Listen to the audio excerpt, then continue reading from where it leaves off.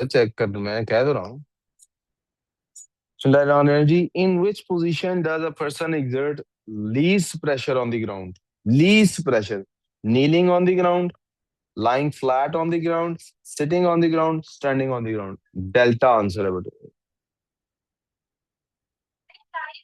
सबसे कम प्रेशर के लिए least pressure, oh sorry, sorry sorry sorry, least pressure निकाल, lying flat on the ground. ये क्या हो गया है? Lying flat on the ground, sorry जी। लीस्ट प्रेशर निकालना है, वो लाइंग फ्लैट पे होगा, सबसे ज्यादा एरिया जिसमें होगा, क्योंकि मैं वेट तो वो चेंज कर नहीं सकता अपना। When a diver swims down from the surface of the water, जब सरफेस की से स्विम डाउन करता है, डेप्थ 10 मीटर है, pressure experience increases from this to this. Which statement explains this increase in pressure? Density of the water increase करती है with the depth, gravitation field increase करती है, weight of the water above the diver increases, water can not be compressed. हमें क्या formula इस्तेमाल करना है? M G H. क्या इंक्रीज किया उसका? क्या डेंसिटी इंक्रीज की हुई है उसकी? सॉरी, ये क्या मैं कर रहा हूँ, मैं पोटेंशियल एनर्जी का फॉर्मूला लिख रहा हूँ। जी बेटे, क्या इंक्रीज किया? Density of the water increase की है, क्या ग्रेविटेशनल फ्री स्ट्रेंथ इंक्रीज की है, weight of the water above the diver increases with depth, the water can not be compressed. क्या आंसर? जी बेटे, एज इंक्रीज कर गया ना। क्या इंक्रीज कर गया? एज इंक्रीज कर गया उसका, तो wait of the water above increase कर गया। ठीक है। A woman has a weight of 600 newtons, एक 600 न्यूटन का उसका weight है, stands on a horizontal floor, the area of a feet in contact is this, what is the pressure exerted she exerts on the floor? Pressure is equals to force over area, 600 Newton's. या आपको ये काम करना आना चाहिए लाजमी, over 0.05, the answer should be 30,000 something। कितना चाहिए? सॉरी, 12,000 आना चाहिए।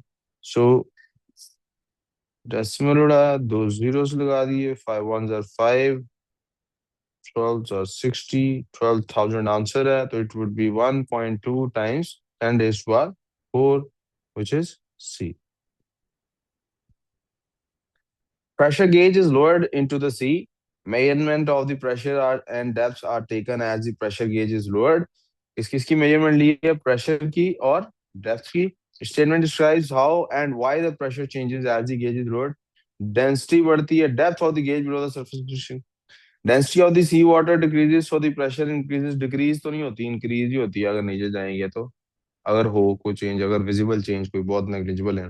Depth of the gauge below the surface of the sea increases, so the pressure increases. Yes, depth से तो इंक्रीज होना ही है प्रेशर में। Height of the gauge above the sea bed decreases, so the pressure decreases. नहीं जी। Temperature of the sea water decreases. ना जी, बी आंसर आ गया। रो जी एच है ना, तो हाइट बढ़ने से ये चेंज आ रहा है। Liquid of mass 92 kilograms is contained in a rectangular tank. एक रेक्टेंगुलर टैंक में ये होता है liquid. The area of the base of the tank is this. ये हमारे पास मास आ रहा है और ये हमारे पास एरिया आ रहा है। What is the pressure exerted by the liquid? वही प्रेशर का फॉर्मूला होगा on the base of the tank, rho ji H का फॉर्मूला लगाना है। Is contained in a tank, area of the base, sorry sorry, नहीं जी, नहीं जी, इसके अंदर फॉर्मूला वाला लगना है, pressure is equal to force over area वाला, और फोर्स की बजाय वेट लेंगे। अब वेट के लिए आपने वैल्यू क्या यूज करनी है? 9.8। क्या यूज करनी है? तो that is 92 times 9.8 over area कितना है? 0.23। 23 मेरा ख्याल 4 टाइम्स, ये डेसिमल हटता है तो दो जीरो लगा देते हैं हम। यहाँ लिख देता हूँ प्रेशर, और ये डेसिमल हटता है तो नीचे जीरो आ जाता है। And this pressure is equal to 92 times 9200 times, ऐसे लिखता हूँ, 92 times 98 times 100 over 23 times 10। 23 one times ये, और ये 4 टाइम्स आ गया। एक जीरो बेटे इस जीरो से कट गया, तो मेरे पास आंसर के लिए मुझे क्या आंसर आता है? 4 8 32, 3 कैरी, 36 और 3 39। वालेकुम सलाम। वालेकुम सलाम भाई, क्या हाल है? ठीक ठाक है। Matching dress twinning. लगता है एमयूएन पे जा रहे हैं। कैसे हैं? किधर से गुजर रहे थे? चलो अच्छा किया, वरना रुक तो चाय पीते यार हमारे साथ। अच्छा, और सब ठीक है? चलो वापसी भी आ जाना। नहीं आज कहाँ आपने फ्री होना जल्दी, आज तो मतलब आज तो एंजॉयमेंट है ना। अल्लाह खैर करेगा। So the answer should be 39290। ये आंसर है जी। ये आंसर है जी हमारे पास 39,39,000। यही आंसर बनता है, मैंने गलत कैलकुलेशन की है। 3920 है। कैलकुलेटर चलाया आपने? 4 8 जा 32। ठीक है, 3920 जनाब। क्या आंसर हो नजीब फिर? प्रॉब्लम? ठीक है जी, आइए चलें। Question number 6, the table shows the weights and base areas of 4 metal blocks. Weights and वो मुझे एक बच्चा पूछ रहा है सर टेबल कहाँ है। मैं कहा जी ये टेबल है। नहीं नहीं सर, वो टेबल ये वाला टेबल कहाँ है, उसने क्वेश्चन में टेबल का पूछा होगा। जी अबू बकर ही था। नहीं टेबल कहाँ है? हालांकि टेबल शोज दिस। यार। अच्छा खैर। विच block exerts the greatest pressure on the base? हमारे पास सबका बेस और 3000 को 0.2 पे डिवाइड करें तो क्या आंसर आता है? सारे आंसर यहाँ पे लिखते जाते हैं। क्या आंसर आता है बच्चों? सॉरी, पहले का आंसर क्या आता है? 15,000। दूसरे का आंसर क्या आता है? 20,000। तीसरे का? चौथे का? पूछा गया है ग्रेटेस्ट प्रेशर किसका जी, ग्रेटेस्ट प्रेशर है? बुक का मैथ आ गया, अंडरलाइन करते हैं, मैथ आ गया। Surface of the book in contract is this by this. तो सरफेस निकालना है अभी हमने, वो कितना निकलेगा? 0.1 को 0.2 से मल्टीप्लाई करेंगे तो 0.00, नहीं 0.02 बनेगा। मीटर स्क्वेयर बन जाएगा। ग्रेविटेशनल फील्ड स्ट्रेंथ की आ गई हमारे पास, 10 कहता है लेनी है, ये जी की वैल्यू है। तो हम क्या करेंगे? Pressure is equal to W over A लिख लेते हैं। डब्ल्यू कैसे निकलेगा? 0.4, क्योंकि ये केजी में लेना है तो फिर 0.4 kg आएगा। 0.4 times 10/0.02। This should be 400/2। This should be 200। Delta answer होना चाहिए। यस। आगे चलते हैं। मैन हु वेज 540 न्यूटन, एक आदमी है उसका वेट है 540 Newton. He should start dieting. Stand with both feet on ground, the area of contact 1 foot का ये है बेटे, तो 2 फुट का कितना होगा एरिया? 0.030 metre square. टू से मल्टीप्लाई करें, दो पैरों पे खड़ा है। What is the pressure exerted? Pressure is equal to force over area, या 540/0.03। डेसिमल हटाते हैं तो 2 जीरो ऊपर लग जाते हैं। 18,000 आंसर आता है, सी आंसर। किसी को यहां तक अभी तक किसी ने कहा नहीं सर मुझे कंफ्यूजन है, हालांकि परफेक्ट नंबर तो बहुत कम लोगों के हैं। किस किसका ये गलत हुआ? कोई कह नहीं रहा सर ये गलत हुआ, तो क्यों गलत हुआ? एक पाँव ले लिया आप लोगों ने। दोनों पाँव पे चलते हैं हम। The diagram shows a solid surface है जी, on which levelled surface should the rock rest to produce the smallest pressure. Smallest pressure के लिए क्या होना चाहिए? Biggest area. बिगेस्ट एरिया कौन सा है इनमें से? पी भी बिगेस्ट है, क्यू भी। पी फेस ये पूछा ना किसके ऊपर, on which levelled surface should the smallest pressure के लिए बिगेस्ट एरिया चाहिए।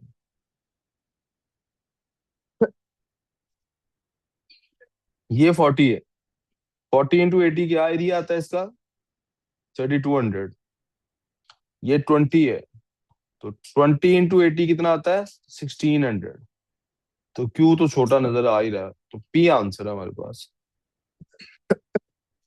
जी सर, किस किस का गलत हुआ है? क्यों? फिर एक तुक्का दफा मारा है दोबारा ना। एक्सप्लेन करेंगे? फोर्स ओवर एरिया होता है ना, स्मॉलेस्ट प्रेशर वो होगा जहां बिगेस्ट एरिया होगा। स्मॉलेस्ट प्रेशर कब होगा? जब बिगेस्ट तो एरिया कैसे निकालना है? Length multiply by width.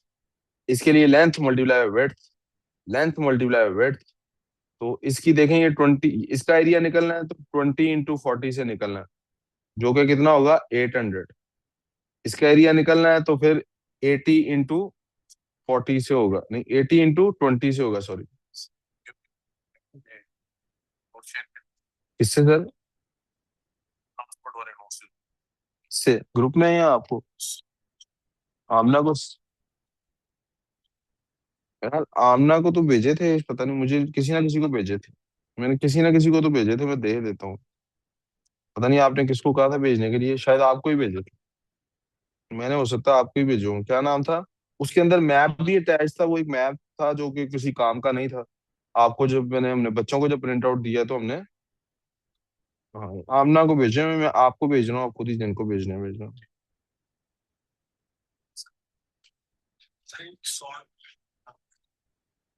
ठीक है, अगर भेज रहे हैं। आपको भेजा आपके पर्सनल नंबर पे।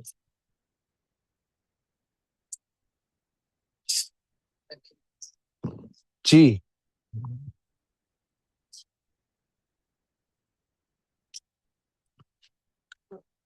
Question number 10। The weight of the bottle is 12 newtons. This is your weight. The area in contact is this. This is your area.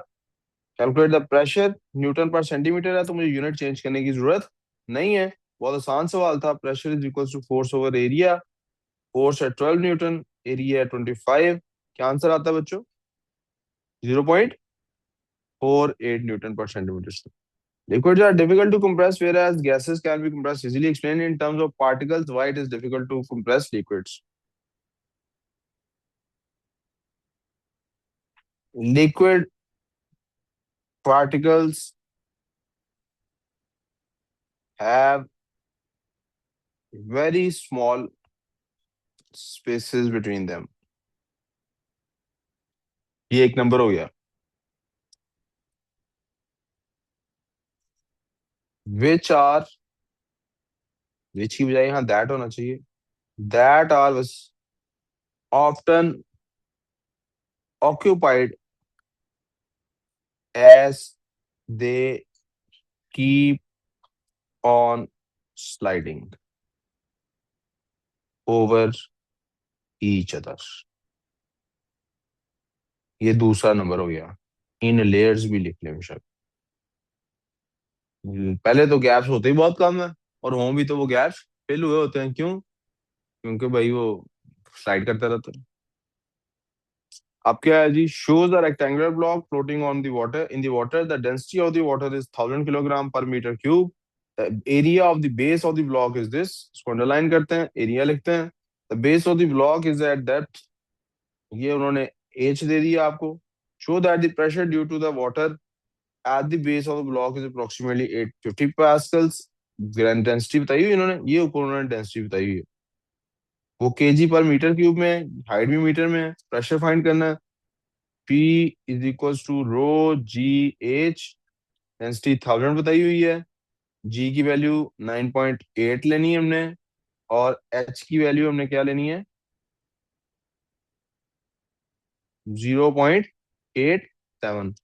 So that the pressure due to the water at the base of the block is this at the, जी बच्चों, क्या answer आता है? Calculate करके बताएं। 852.6, which is approximately 850 pascals। Hello जी, और दसो।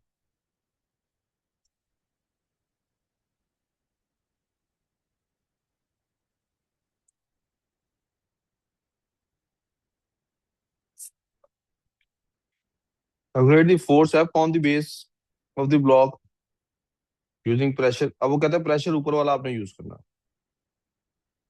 कौन? Pressure का फॉर्मूला क्या होता है? F/A। अब आपने वो कहता है प्रेशर ऊपर वाला यूज करना है, यानी कि 850 वाला यूज करना है। फोर्स फाइंड करनी है ना, तो मैं इस फॉर्मूला को रीअरेंज कर लेता हूँ यहीं पे। Force is equal to pressure times area. Pressure है 850 और एरिया ऊपर दिया हुआ था 0.014। क्या आंसर आता है बच्चों? सर थोड़ी बोलो। 11 पॉइंट। जी बोलो किंजा। मैंने 852.6 कर लिया यूज। उन्होंने कहा था for a west block caused by the pressure given in, लिखा हुआ है गिवन इन बी। एक नंबर मिलेगा अगर किसी ने 852 यूज कर लिया तो।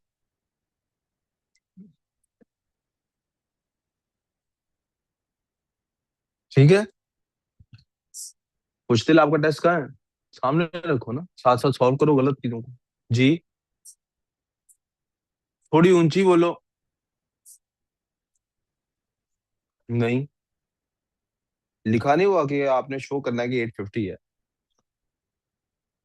ये लिखा हुआ ना बेटे कि 850 शो करना है, तो फिर आपके पास क्या निकला है?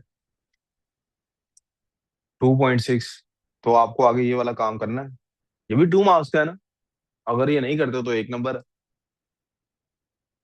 यस। बल्कि इसमें 852 भी लिखा होगा, 2 नंबर मिल जाएंगे, लेकिन नीचे वाले में नहीं मिलेंगे। Force f is equal to the weight of the block, calculate the mass of the block. Force जो एफ है, कौन सी फोर्स है? ये वाली फोर्स।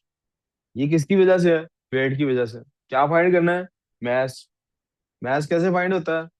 W/G = mess. तो W कितना है हमारे पास? 11.4 ओवर जी की वैल्यू क्या है? 9.8। हाँ जी जी, मैस क्या है? 1.21। नहीं, आपने ये वाली वैल्यूज के साथ निकाल रहे हैं कि अपनी बता रहे हैं आंसर? पॉइंट इन वैल्यूज के साथ। 1.163 किलोग्राम आपका आंसर है। पर्सन है जी। कह रहा है जी, पर्सन मूविंग अक्रॉस आइस ऐसे लेट के, explain this way of moving across the ice is safer than walking. क्यों जी? This allows bigger surface area in contact. एक नंबर इस बात का।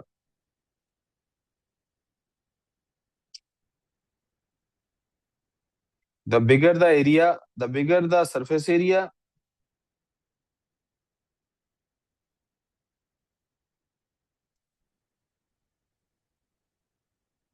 The lesser the pressure.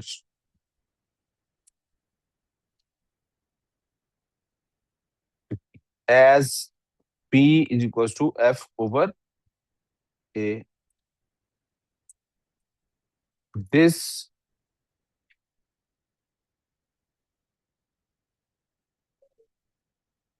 means there is lesser chance of ice piercing। या आखिरी जुमला मैं ही लिख रहा हूँ, इसकी कोई मकसद नहीं, पिछले तो यहाँ तक 3 नंबर आ जाते हैं। Shows a side view of the pond। बर्फ फ्लोट कर रही है। Surface area of the pond is 5 point. Area हमारे पास। मैस ऑफ द आइस ये आ गई हमारे पास मैस। डेंसिटी आ गई ये। और x is the point below, ये हमारे पास हाइट आ गई। क्या फाइंड करना है? Pressure at point x. Pressure is equal to ρ/G/H। Density कितनी दी हुई है? 1000। जी की वैल्यू नहीं दी हुई तो 9.8 लेंगे। एच की वैल्यू 0.45 है, मीटर्स में है, इसलिए ये सारी बात हमारी ठीक होगी। हाँ जी भाई। आंसर आता है 98 टाइम्स 45 कितना होता है? 45 100 में से 90 निकाल दें, 4410 आना चाहिए, नहीं 4410 आना चाहिए। ये नहीं है।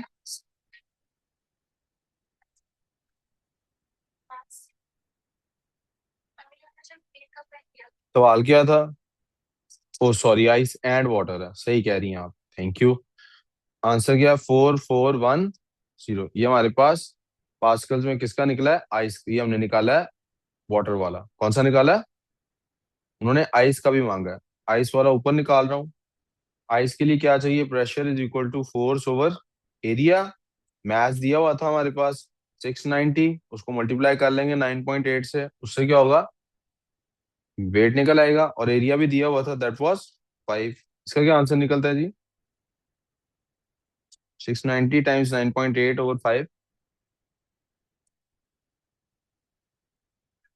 चलाओ कैलकुलेटर। 1352.4 पास्कल्स ये आ गया। दोनों को ऐड करें जी। 0.4675 पास्कल्स। जी प्यारे बच्चों को मसला। अच्छा, मुझे डाउट हुआ था कि शायद मैंने प्रेशर इन लिक्विड के क्वेश्चंस नहीं टेस्ट में डाले हुए थे, इसलिए मैं मंडे को रीटेस्ट की बात कर रहा था, लेकिन चूंकि प्रेशर इन लिक्विड के भी टेस्ट डाले हुए हैं, that means we are done with our pressure वाला टॉपिक। फाइनली मॉक से पहले जहां तक मेरा ज़हन था सिलेबस कवर होना चाहिए विद अंडरस्टैंडिंग, उसमें एक टॉपिक रह गया है, which is a very small topic. एक दिन में कवर होने वाला टॉपिक है, लेकिन उसकी सॉल्व करने में, एक्सरसाइज करने में शायद 1-2 दिन एक्स्ट्रा लगेंगे।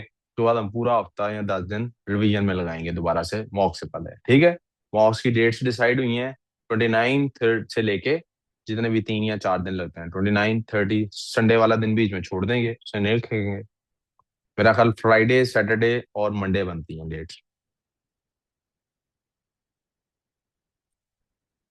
एक दिन का गैप दोनों में मिल जाए तो पहला बायो का रख देते हैं, मैथ्स का संडे के बाद मंडे पे रख देते हैं, ठीक है? तो सेट में कितने होने हैं हमारे पास? बायो सीएस का ही होना है, दैट्स ऑन थर्सडे। फ्राइडे को रख लेते हैं फिजिक्स, सैटरडे को केमिस्ट्री, और मंडे को मैथ्स, ठीक है? यस। चलो बच्चों, अभी सर, क्लास में खत्म। जी जी। मैंने मई जून में नहीं देना बायो का, तो मैं उसका मॉक दूंगी। मौका आपने फिर भी दे देना है इस हवाले से कि एज अ प्रैक्टिस शीट के आपको पता लग जाएगा आपको ओके। क्या ऑलरेडी आता है। हम्म। जी जी, मार्क्स होते हैं यूनिट के, लेकिन सिर्फ यूनिट लिखा हो, आंसर ना लिखा हो, फिर नहीं नंबर होते। सिर्फ यूनिट लिखा हो ना, मार्क्स ना लिखे, ऊपर वैल्यूज ना लिखी हो पीछे से। हाँ, कोई गलत तो फिर नंबर, यूनिट का वैल्यू नंबर कटता है, यूनिट ना लिखा हो, वरना नहीं तो नहीं। ठीक है, अब आपके टेस्ट की चेकिंग में कोई प्रॉब्लम है तो थोड़ी देर बाद डिस्कस करते हैं। मैं रिव्यू आज ही देना चाहता हूँ मैथ की क्लास शुरू करने से पहले, ताकि हम कल सीधा उस चैप्टर को शुरू कर सकें। ठीक है बच्चों? श्योर। बिस्मिल्लाहिर्रहमानिर्रहीम।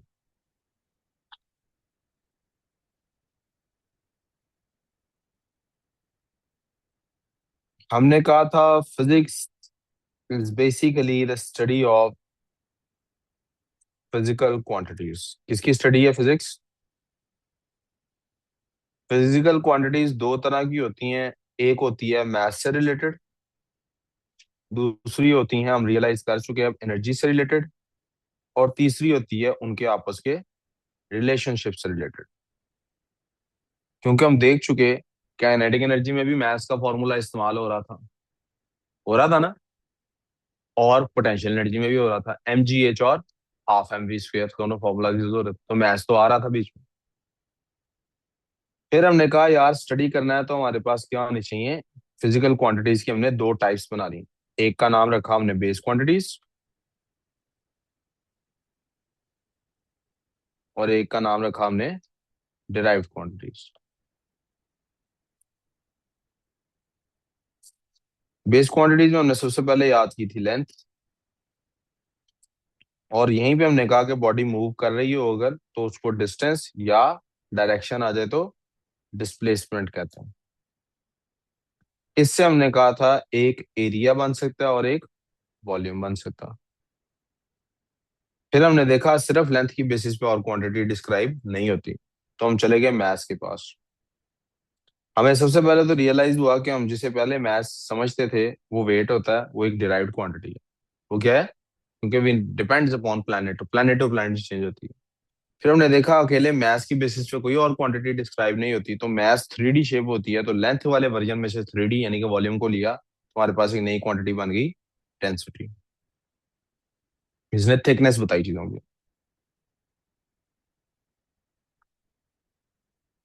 यहाँ तक कि क्वांटिटीज आपस में कंबाइन हो गए, कोई न्यू क्वांटिटी नहीं बना रही थी, तो हम चले गए टाइम के पास। टाइम आया तो जमीन दुनिया ही बदल गई। सबसे पहले तो टाइम की वजह से एक क्वांटिटी बनी, फ्रीक्वेंसी।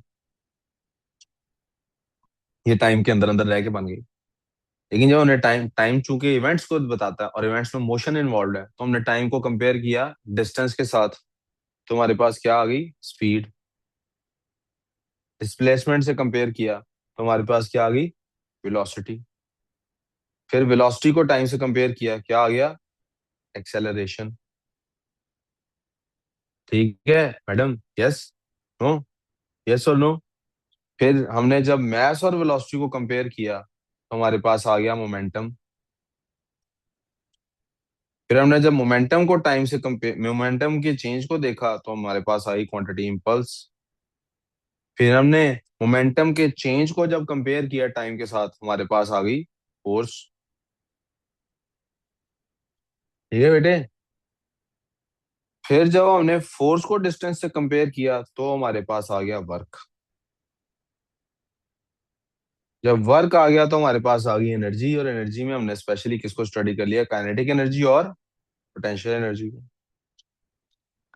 जो काइनेटिक एनर्जी और पोटेंशियल एनर्जी को स्टडी कर चुके, तो हमने देखा इनको टाइम से कंपेयर करें तो बन जाती है पावर। फिर हम आए फोर्स के। ये था एक इम्पैक्ट, लीनियर इम्पैक्ट, जिससे ये सब कुछ निकला। फिर फोर्स का दूसरा इम्पैक्ट जो लीनियर था उसको स्टडी किया तो एक्सटेंशन बन गई।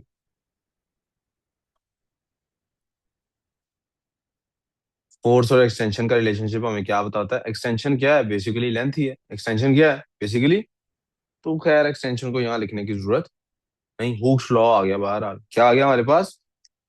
आप लोग ये लिखना चाहते हैं तो मैं जूम इन कर देता हूँ सब। फिर हमारे पास जब इसका रोटेशनल इफेक्ट हमने स्टडी किया, हमने देखा बास टाइम लीनियर इफेक्ट नहीं भी होता। रोटेशनल इफेक्ट स्टडी किया हमने तो हमारे पास आ गया मोमेंट। क्या आ गया बेटे? मोमेंट, जिसको मैं टॉर्क भी कहता हूँ।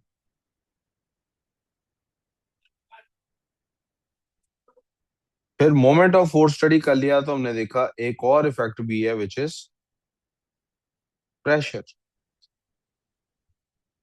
फोर्स को एरिया से कंपेयर किया, प्रेशर बन गया। फिर हमने लेंथ को, जी को और डेंसिटी को कंपेयर किया तो प्रेशर इन लिक्विड्स बन गया।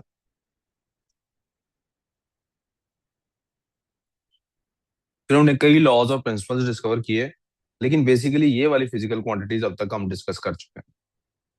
यस। अब मजीद कंपैरिजंस के साथ एक और क्वांटिटी डेवलप होती है, लेकिन उसको हम ए लेवल में छोड़ देते हैं, इसलिए मैं उसका तस्करा आपके सामने। वो एक्सेलरेशन और वेलोसिटी का ही एक और वर्जन है। एक्सेलरेशन और वेलोसिटी को अभी हमने लीनियर पढ़ा है ना, तो चीजों को घुमाने में भी तो फोर्स की इन्वॉल्वमेंट है ना। तब क्या होता है? There is a word such as called, ताकि आप जब ए लेवल में पढ़ें, अगर आप में से जो लोग फिजिक्स ए लेवल में पढ़ेंगे, टच लेंगे फिजिक्स का, तो वो तब ये ना कह रहे हो ये तो हमें सर ने बताया ही नहीं है कभी पहले, ये क्या नई बला फाड़ी हुई है। वो नई बला क्या है? एंगुलर वेलोसिटी और एंगुलर एक्सेलरेशन। लेकिन वो ए लेवल के लिए, इसलिए हमने उसको ना टच किया, ना पढ़ा, ना इधर मैंने लिखा। यहां से फिर हम एक नई तरफ चले गए, and that is next base quantity. क्या याद कराई थी आपको?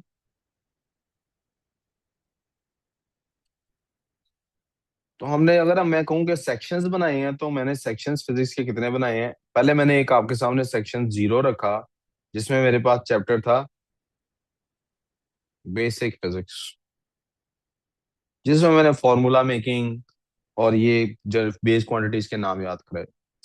फिर सेक्शन 1 की तरफ आ गया, जिसका नाम रखा जनरल फिजिक्स। बुक में इस तरह से नहीं लिखा होता, बुक में थोड़ा डिफरेंटली लिखा होता। और जनरल फिजिक्स के अंदर कुछ चैप्टर्स पढ़ाए, 3। Chapter 1, 2 and 3। चैप्टर 1 था लेंथ का, 2 था मैथ्स का, और 3 था टाइम का। ये टाइम की वजह से एक नया सेक्शन बना, जिसको हम सेक्शन 2 कह रहे हैं, और वो सेक्शन था मैकेनिक्स का। मैकेनिक्स के अंदर हमारे पास चैप्टर्स बने काइनेमेटिक्स, डायनामिक्स, एनर्जेटिक्स और हाइड्रोलिक्स। अब मैं आपके सामने सेक्शन 3 स्टार्ट करने लगा हूं।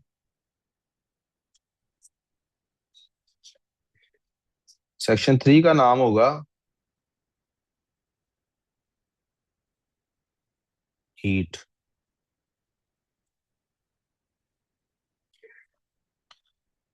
और पहले सिलेबस में इसके अंदर चैप्टर होता था एक स्पेशली टेम्परेचर का। किसका चैप्टर होता था पहले? किसका टेम्परेचर चैप्टर होता था?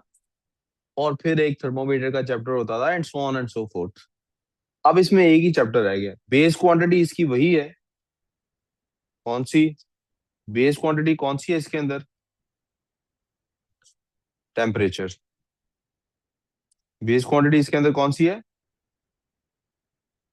और इसमें कुछ डिराइव्ड क्वांटिटीज भी हैं,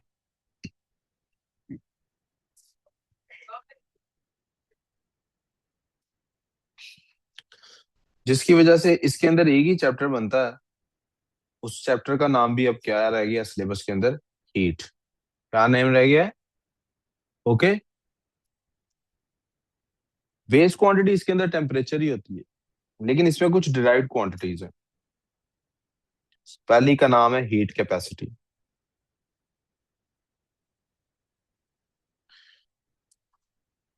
इसको थर्मल कैपेसिटी भी कहते हैं।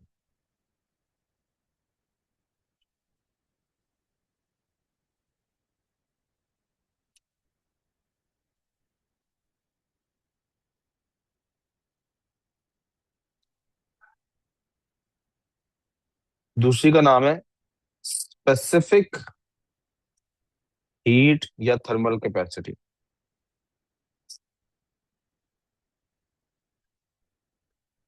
तीसरी का नाम है लेटेंट हीट, और ये दो तरह की होती है, ऑफ फ्यूजन